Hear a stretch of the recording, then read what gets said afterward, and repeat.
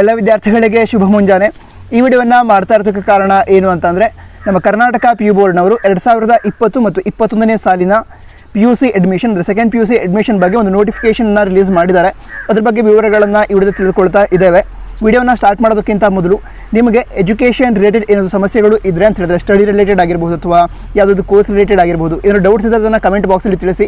ನನಗೆ ಅದರ ಬಗ್ಗೆ ಮಾಹಿತಿ ಇದ್ದರೆ ನಿಮಗೆ ತಿಳಿಸೋ ಪ್ರಯತ್ನವನ್ನು ಮಾಡ್ತೇನೆ. ಅದೇ ರೀತಿ ಇನ್ಸ್ಟಾಗ್ರಾಮ್ ಕೂಡ ಹಲವಾರು ಮಹತ್ವದ ವಿಷಯಗಳನ್ನು ಶೇರ್ ಮಾಡ್ತಾ ಇರ್ತವೆ, ಅಫಿಷಿಯಲ್ ನೋಟಿಫಿಕೇಷನ್ಗಳನ್ನು. ಅದಕ್ಕೋಸ್ಕರ ನಮ್ಮ ಇನ್ಸ್ಟಾಗ್ರಾಮ್ ID ಎಜುಕೇಟ್ ಕರ್ನಾಟಕ ಕೂಡ ಫಾಲೋ ಮಾಡಿ. ಸರಿ, ವಿಡಿಯೋನ ಪ್ರಾರಂಭಿಸೋಣ. ಈಗ ವಿಷಯ ಏನು ಅಂತಂದರೆ, ನಮ್ಮ ಕರ್ನಾಟಕ PU ಬೋರ್ಡ್ನವರು ಸೆಕೆಂಡ್ PUCಗೆ ಅಡ್ಮಿಷನನ್ನು ಮಾಡಲಿಕ್ಕೆ ವಿದ್ಯಾರ್ಥಿಗಳಿಗೆ ನವೆಂಬರ್ 13 ಕೊನೆಯ ದಿನಾಂಕ ಅಂತ ಈ ಮೊದಲು ತಿಳಿಸಿದರು. ಈಗ ಆ ಡೇಟನ್ನು ಎಕ್ಸ್ಟೆಂಡ್ ಮಾಡಿದ್ದಾರೆ.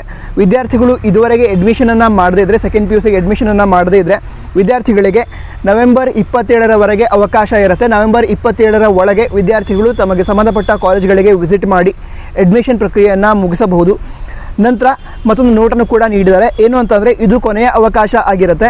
ಮತ್ತು ಈ ಡೇಟನ್ನು ಅಂದರೆ ಅಡ್ಮಿಷನನ್ನು ಮಾಡಲಿಕ್ಕೆ ಡೇಟನ್ನು ಎಕ್ಸ್ಟೆಂಡ್ ಮಾಡೋದಿಲ್ಲ ಅಂತ ತಿಳಿಸಿದ್ದಾರೆ. ನಂತರ ಈ ವಿಷಯ ಹಲವಾರು ವಿದ್ಯಾರ್ಥಿಗಳಿಗೆ ಸಹಾಯ ಆಗಬಹುದು. ಈ ವಿಡಿಯೋದ ಲಿಂಕನ್ನು ಕೂಡ ನಿಮ್ಮೆಲ್ಲ ಗೆಳೆಯರಿಗೆ ಶೇರ್ ಮಾಡಿ. ವಿಡಿಯೋನ ಪೂರ್ತಿ ನೋಡೋದಕ್ಕಾಗಿ ಧನ್ಯವಾದ. ಜೈ ಹಿಂದ್, ವಂದೇ ಮಾತರಂ.